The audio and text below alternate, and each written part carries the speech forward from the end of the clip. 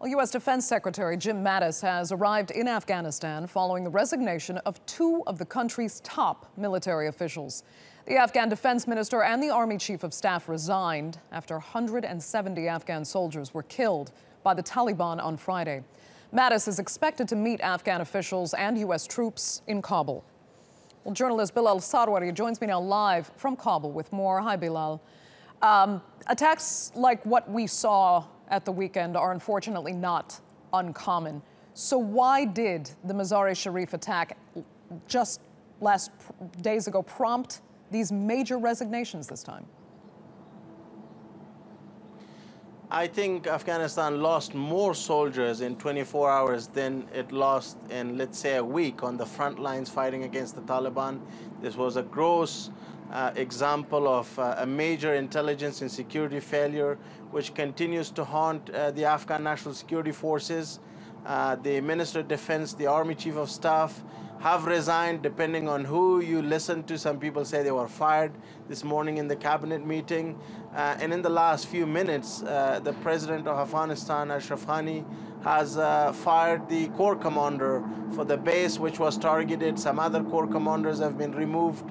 So there's a major reshuffle. The current Deputy Interior Minister, a reformist, a young professional officer, has been taken from his job at the Interior Ministry to be the next acting Minister of Defense. He will have to go to the Parliament in a few days, perhaps, and whether he gets the vote of confidence or not, we'll have to see. But no doubt that this attack is a major blow to what is an already very bruised Afghan National Security Forces, fighting against the Taliban, fighting against Daesh, and fighting deadly battles almost on a daily basis. And meanwhile, the U.S. Secretary of Defense, James Mattis, has just arrived in Afghanistan, just as his counterpart has resigned. Is it highly significant that he is there now?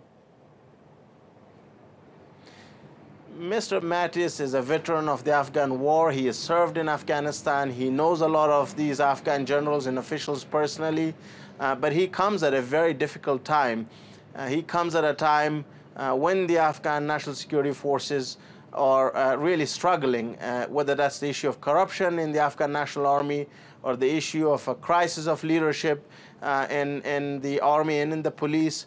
So no doubt he would want to listen to the Afghan officials. He will also be making some demands, some suggestions. After all, the U.S. pays the bill for the Afghan National Security Forces, or most of it, almost $4.1 billion almost every year.